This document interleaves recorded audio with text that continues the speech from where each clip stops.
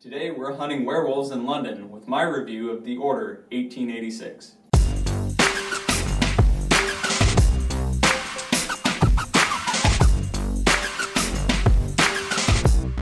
So when I pre-ordered this game, like a week before it came out, reviews were already coming in saying that the game was primarily going to be all cutscenes, and I ended up finding that was kind of true. There were a lot of cutscenes.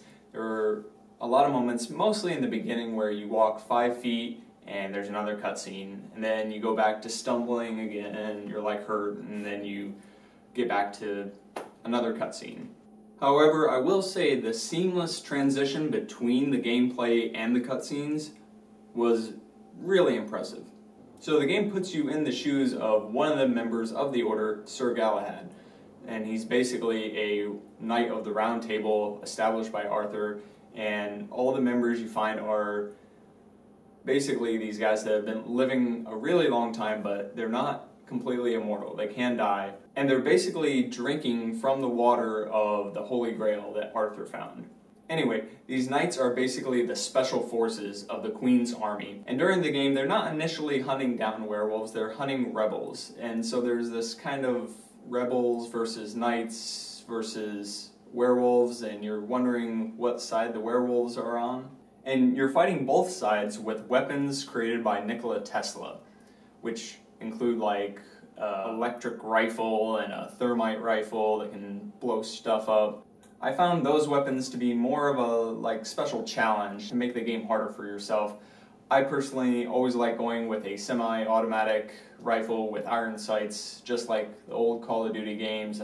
I love playing those with the M1 Garand. Now, as I was talking about with cutscenes, in between the gunfights, they even have cinematic hand-to-hand combat fights. You'll notice this a lot with the werewolf fights. You'll have to do a special combination of both fighting and cutscenes with button mashing to save yourself from just getting mauled. Now, this is one of the things a lot of people were complaining about. I personally enjoy it.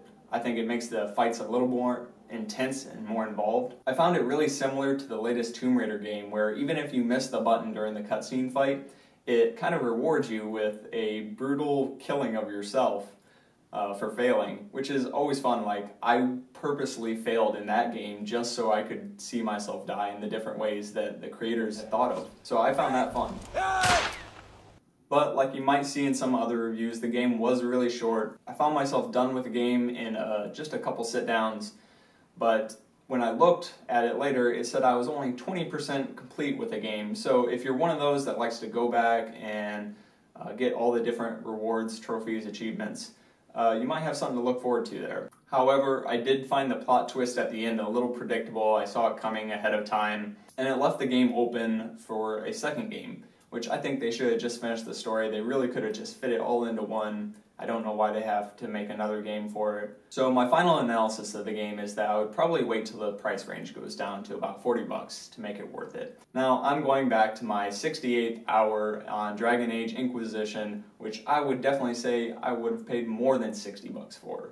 Content is key, developers. Anyway, that does it for my show today. If you enjoyed my review, don't forget to hit the subscribe button. I periodically do reviews on different games for both PlayStation and Xbox. Until next time, peace.